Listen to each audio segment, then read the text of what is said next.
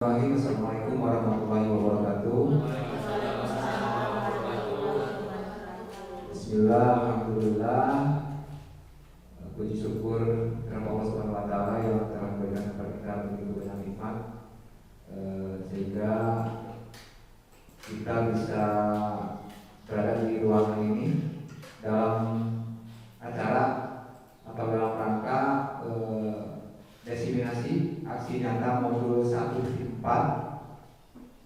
dengan saya sendiri Mustara SPD, guru SD Jaya, calon guru penggerak angkatan 8 Kota Kuningan. Salawat serta salam semoga tetap selalu limpahkan kepada saudara kita Nabi besar Muhammad SAW, pada keluarganya, sahabatnya, dan kita kita sahabatnya yang insya Allah memberikan syafaat di hari akhir. Amin ya Allah ya Rabbal Alamin.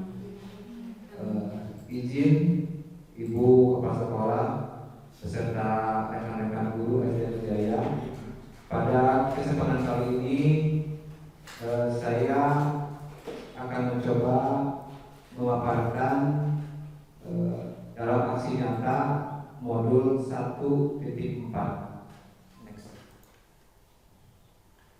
yaitu dengan judul pembuatan keyakinan kelas dan penerapan segitiga restitusi sebagai perwujudan budaya positif sekolah. Latar belakang yang saya ambil yaitu budaya positif dapat menciptakan suasana pembelajaran yang aman, nyaman, dan menyenangkan. Untuk mewujudkan hal tersebut perlu ada disiplin positif di sekolah. Salah satu cara untuk menerapkan disiplin positif adalah melalui pembentukan keyakinan kelas dan pelaksanaan segitiga restitusi. Keyakinan yang dimiliki oleh sekolah saat ini yang merupakan core value masih perlu diselaraskan dengan baik kepada siswa. Adapun tujuannya yaitu dengan adanya keyakinan kelas dan penerapan segitiga restitusi dapat menumbuhkan disiplin positif pada siswa, terutama disiplin positif dalam mentaati tata tertib di sekolah. Yang menjadi tolak ukur yang pertama yaitu terdapat poster keyakinan kelas pada masing-masing kelas. Yang kedua, kepala sekolah dan guru dapat menerapkan segitiga restitusi dalam menangani permasalahan siswa. Yang ketiga yaitu permasalahan mengenai pelanggaran tata tertib berkurang. Adapun lini masa tindakan yang akan dilakukan pada minggu pertama yang dilakukan adalah 1. Melakukan diskusi dengan kepala sekolah dan rekan sejawat terkait rencana yang akan dilakukan, yaitu membuat keyakinan kelas. Yang kedua, menjelaskan kepada peserta didik tentang maksud dan tujuan keyakinan kelas. Minggu kedua, melakukan diskusi dengan peserta didik untuk merancang dan menyusun keyakinan kelas sebagai langkah awal membangun budaya positif di sekolah. Ini biasanya dilakukan pada MPLS kemarin. Mungkin ada beberapa teman-teman dulu yang sudah melakukan seperti itu. Yang minggu ketiga, guru merangkum hasil diskusi dengan peserta didik yang kemudian akan dijadikan sebuah kegiatan kelas yang dapat menumbuhkan budaya positif anak. Guru membuat modul dan presentasi. Yang keempat yaitu atau kegiatan minggu keempat, pertama melakukan refleksi terhadap kegiatan yang dilakukan bersama peserta didik.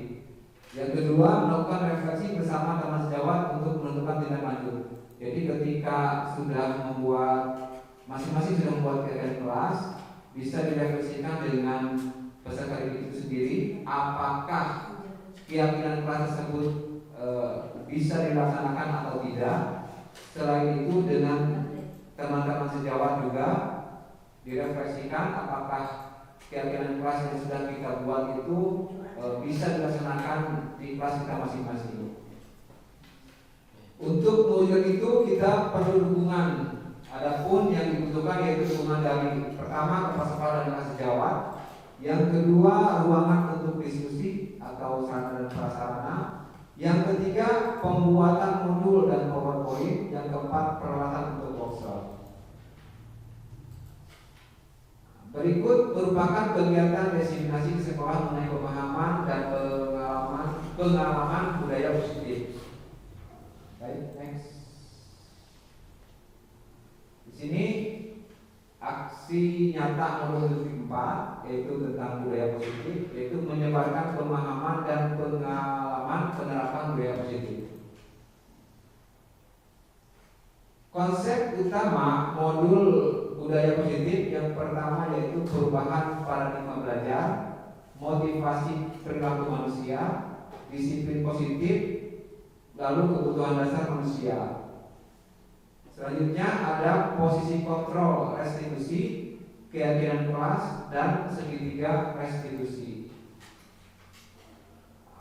Pada pembelajaran dengan paradigma baru, pembelajaran dengan paradigma baru dirancang berdasarkan prinsip pembelajaran yang terdiferensiasi sehingga setiap siswa belajar sesuai dengan kebutuhan dan dari tahapan perkembangannya untuk mewujudkan profil Pancasila. Jadi di sini sekarang pada kurikulum Merdeka itu pada RPP maupun pada pelaksanaannya memuat pembelajaran berdiferensiasi, yaitu pembelajaran yang istilahnya kita bisa mengelompokkan siswa atau murid,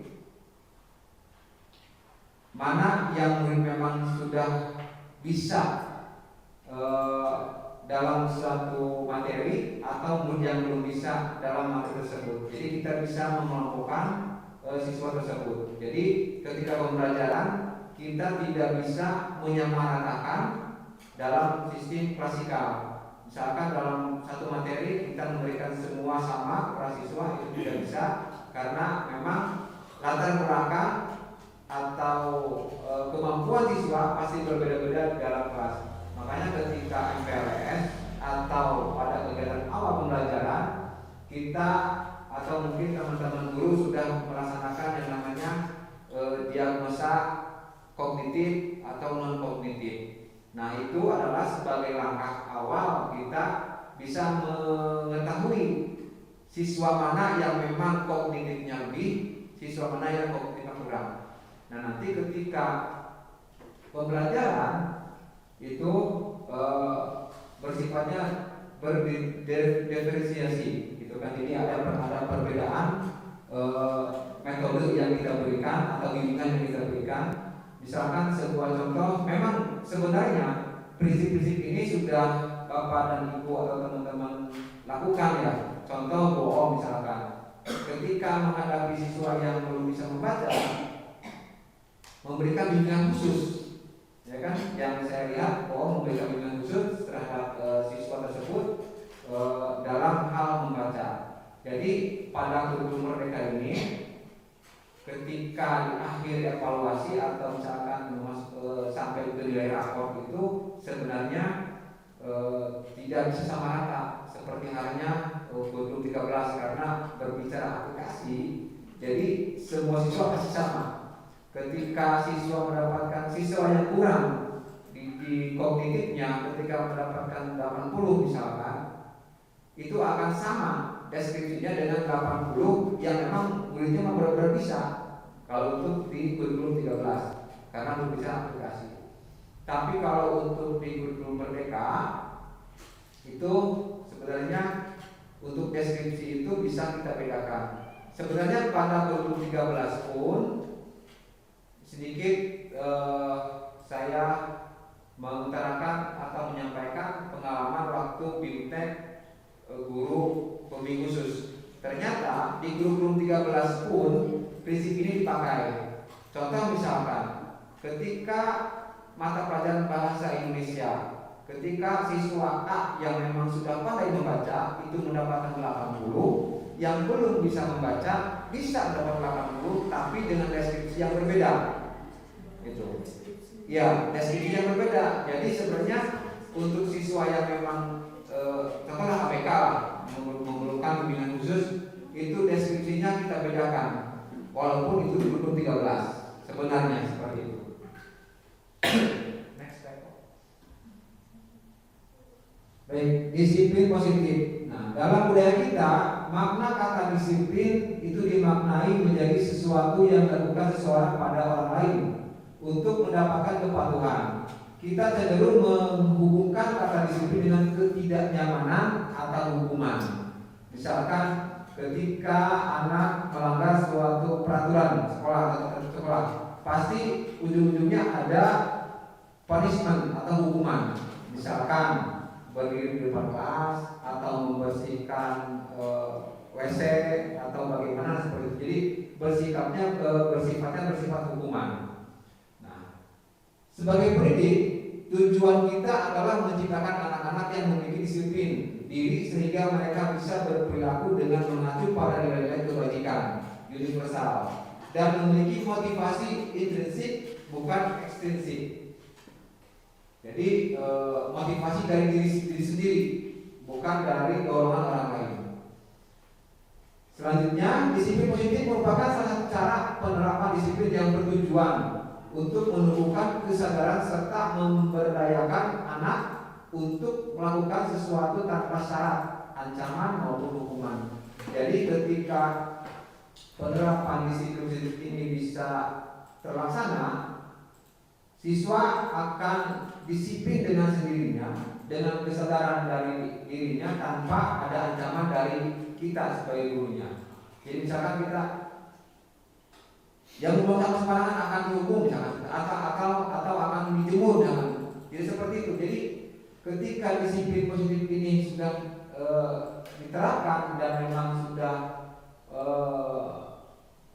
bisa dilakukan oleh siswa, jadi siswa bisa melaksanakan disiplin ini tanpa syarat tadi, ada ancaman maupun hukuman. Jadi atas kesadaran sendiri dari siswa tersebut. Next. Nah, Bapak dan Ibu, sebagai manusia itu memiliki kebutuhan dasar. Ada 5 kebutuhan dasar manusia. Yang pertama bertahan hidup, yang kedua kasih sayang dan rasa diterima, selanjutnya penguasaan, yang keempat kebebasan, dan yang terakhir adalah kesenangan. Motivasi perilaku manusia. Motivasi merupakan dorongan yang timbul dari diri seseorang secara sadar atau tidak sadar untuk melakukan suatu tindakan dengan tujuan tertentu. Misalkan menghindari ketidaknyamanan dan hukuman. Murid melakukan disiplin diri karena ia takut dihukum. Ini merupakan motivasi ekstrinsik dari luar. Jadi ketika ada kata-kata ancaman dari guru, murid akan melakukan itu karena takut. Lalu mendapatkan imbalan atau penghargaan dari orang lain. Misalkan murid melakukan disiplin diri karena ia ingin mendapatkan imbalan. Ini merupakan juga motivasi ekstrinsik. Misalkan selain disiplin tersebut, misalkan murid termotivasi ingin menjadi ranking 1 karena melihat teman-temannya mendapat hadiah, misalkan seperti itu. Ya, contoh kalau di rumah misalkan putra-putri kita misalkan belajar puasa, nanti ketika full 1 bulan bapak belikan anu, misalkan seperti itu. Nah, ini adalah disiplin karena ada imbalan, tetap termasuk seperti itu. Lalu menghargai nilai-nilai kebajikan dari diri sendiri. Murid melakukan disiplin diri karena sadar akan nilai kebajikan dirinya. Ini merupakan motivasi intrinsik atau motivasi dari dirinya sendiri. Selanjutnya konsep disiplin dengan identitas gagal. Yang pertama, hukuman. Kriterianya adalah menyakitkan, tidak nyaman, murid takut, memaksa, murid menyembunyikan kesalahan, murid menjadi rendah diri. Nah, misalkan dengan memberikan hukuman, itu unsur-unsurnya yang tadi saya jelaskan bahwa menyakitkan, tidak nyaman, murid takut, terpaksa, itu kan murid menyembunyikan kesalahannya, murid menjadi rendah diri, nah seperti itu. Lalu penghargaan, tidak efektif, merusak hubungan atau sifat iri, mematikan kreativitas, menghukum dengan sistem ranking, merampas hak mengenai dirinya dan orang lain. Jadi memang ini hal yang bertolak belakang dengan kebiasaan kita sebenarnya tentang tadi imbalan ya atau penghargaan.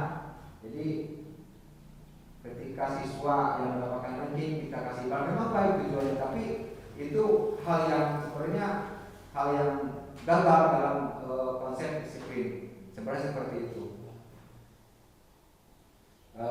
Selanjutnya konsep disiplin dengan identitas sukses. Nah, pertama konsekuensi, yaitu penguatan jangka pendek, perlu monitoring berkelanjutan, stimulasi respon, murid menghormati peraturan, lalu kegiatan waktu untuk merenungi kesalahan. Jadi dengan konsekuensi dari dirinya sendiri, siswa itu sebenarnya tidak akan menghormati peraturan yang sudah ada karena memang timbul dari dirinya sendiri. Lalu restitusi. Nah, murid merasa bertanggung jawab atas perilakunya.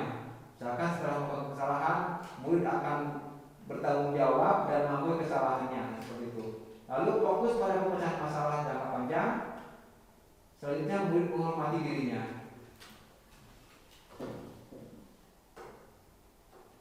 Konsep disiplin pendekatan restitusi, yaitu sebuah cara menanamkan disiplin positif pada murid. Yang pertama, pengertian dari restitusi adalah proses menciptakan kondisi bagi murid untuk memperbaiki kesalahan mereka sehingga mereka bisa kembali pada kelompok mereka dengan karakter yang lebih kuat. Ini menurut pendapat Gosen. Ya. Lalu ciri-ciri restitusi yaitu bukan menebus kesalahan, namun belajar dari kesalahan, memperbaiki hubungan, tawaran bukan paksaan, lalu menuntun untuk melihat ke dalam diri, mencari kebutuhan dasar yang mendasari tindakan, fokus pada karakter bukan tindakan, menguatkan dan fokus pada solusi. Ini sebuah contoh kasus, misalkan siswa datang terlambat. Ketika pada sisi hukuman, guru menghukum siswa tersebut untuk tidak mengikuti jam pelajaran, seperti itu. Atau guru marah dan murid menjadi takut. Lalu konsekuensi, menurut konsekuensi, guru memberikan konsekuensi untuk tetap mempersilahkan siswa tersebut masuk ke kelas. Guru tegas dan siswa menghormati peraturan. Lalu restitusi, guru menanyakan keyakinan kelas atau dirinya dan membantu siswa menyelesaikan masalahnya. Lalu guru terbuka, guru terbuka dan siswa menghormati dirinya dan orang lain. Next. Nah, contoh penerapan 5 posisi kontrol. Contoh kasus, siswa selalu berulang dan seragam tidak lengkap pada saat upacara bendera. Dari sisi penghukum, jadi Bapak Ibu sebelumnya, jadi posisi kontrol kita sebagai pendidik itu ada 5, yaitu sebagai penghukum, pembuat rasa bersalah, sebagai teman, sebagai pemantau, dan sebagai manajer. Nah, nanti kita sama-sama merefleksi diri, gitu kan? Posisi kita ada di mana? Ya. Nah, ini sebuah kasus, misalkan ketika upacara bendera, siswa selalu berulang dan seragamnya tidak lengkap.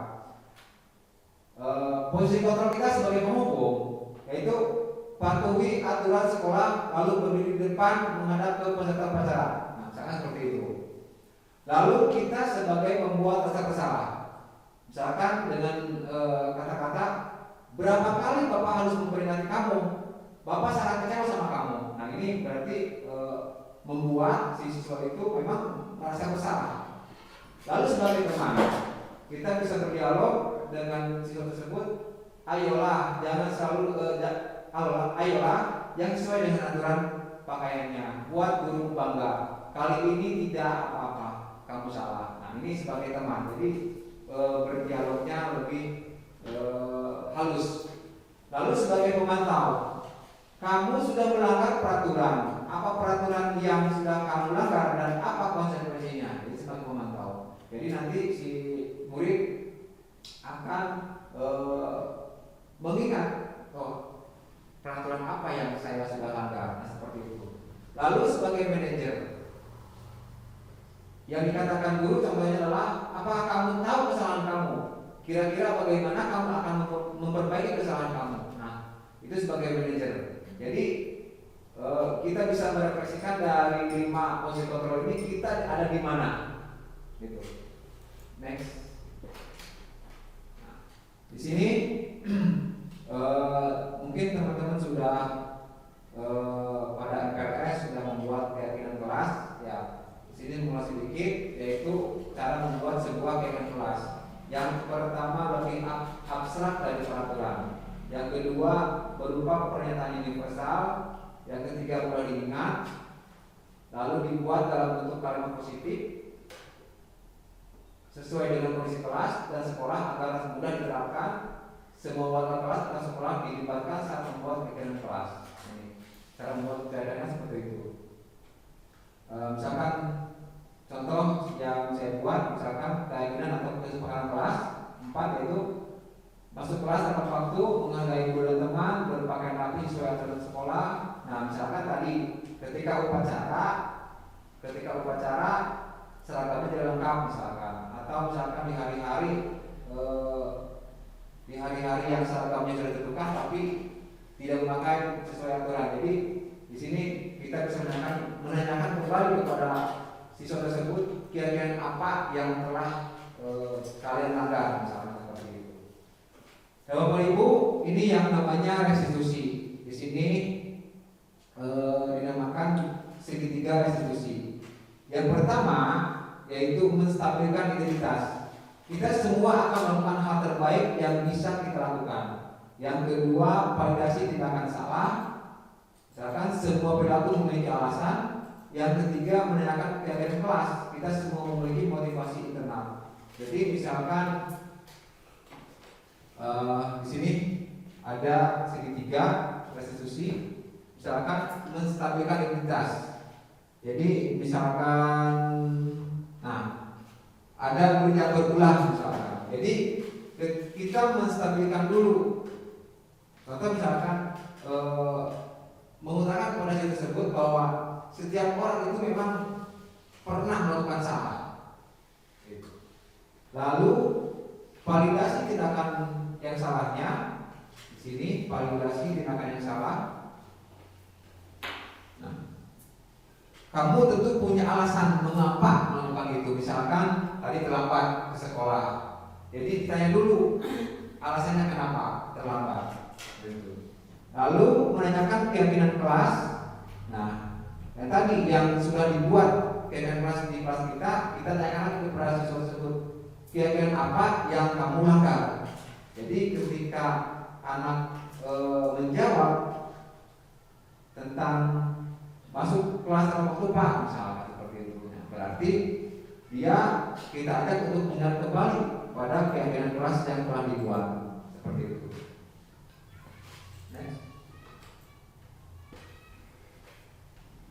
Kepada ibu dalam menerapkan program disiplin positif, hendaknya guru memiliki standar kepribadian, profesional dan sosial yang saat ini bagaimana perjalanan dirinya sebagai seorang among atau posisi sebagai manajer, yaitu menuntut murid menjadi insan yang mandiri, merdeka dan bertanggung jawab. Ini menurut petikan dari standar nasional pendidikan yang dikeluarkan oleh Kemendikbud. Terima kasih. Mungkin itu saja yang bisa saya sampaikan dalam diseminasi tentang budaya positif sekolah. Semoga bisa bermanfaat bagi Bapak dan Ibu teman-teman semua, ataupun khusus bagi saya sendiri yang memang banyak kekurangannya. Salam guru bergerak Indonesia maju. Sekian, terima kasih. Wassalamualaikum warahmatullahi wabarakatuh.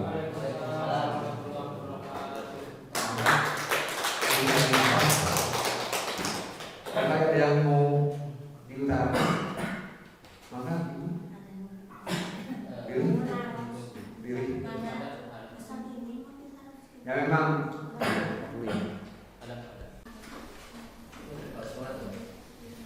Baik, saya mohon kepada Ibu Kepala Sekolah untuk memberi tanggapan atau mungkin dari teman-teman guru tentang kegiatan diseminasi aksi nyata dari kami CGP Angkatan 8 tentang budaya positif sekolah. Mangga.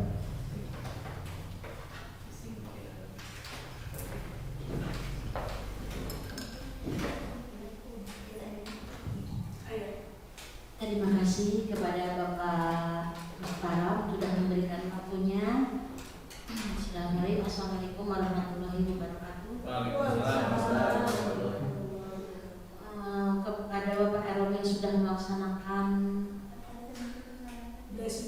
desiminasi, sangat bermanfaat sekali ya, sangat bermanfaat dan sangat memberikan informasi kepada kami semua yang mungkin hal ini mungkin bukan baru tapi belum terbiasa ya Bu ya, belum terbiasa, padahal itu benar-benar sudah biasa dilakukan oleh kita dan itu sangat setuju dari dalam cara menghukum ya, cara menghukum lebih bersifat tidak mendoktrin ya Bu ya, tidak menghukum menyakiti, tidak apa, jadi lebih bagus mungkin lebih ke penjiwaannya ke anak itu akan menjadi lebih baik dan tidak menakutkan. Nanti itu harus diterapkan.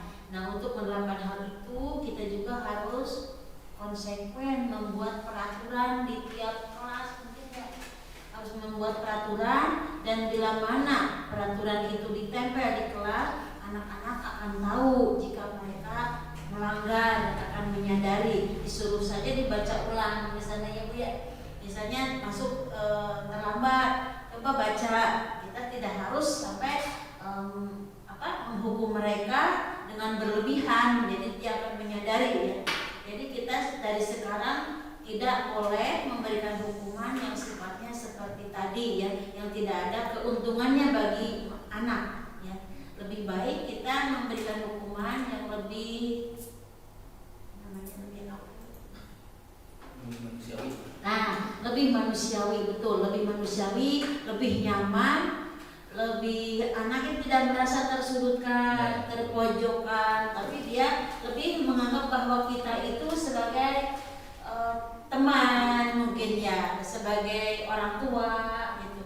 Mungkin itu lebih enak. Saya sangat setuju dan ini ilmu ini sangat bermanfaat bagi kita semua, khususnya para wali kelas yang memegang murid. Nah kita lebih memanfaatkan ini ya Bu ya, dalam menghukum anak-anak pasti setiap hari pasti ada yang membuat kesalahan. Nah kita bisa-bisa untuk membangun keberadaan anak supaya anak itu berubah dengan sendirinya, dengan kesadaran sendiri tanpa dipaksa. Mungkin itu aja Pak. Terima kasih. Saya Assalamualaikum warahmatullahi wabarakatuh.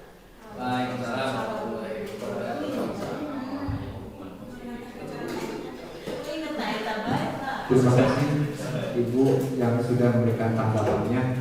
Ya, insya Allah sih kita mulai tahap demi tahap, step by step gitu kan, dalam penerapan budaya positif di sekolah atau di kelas. Yang lainnya cukup? Cukup. Baik, terima kasih.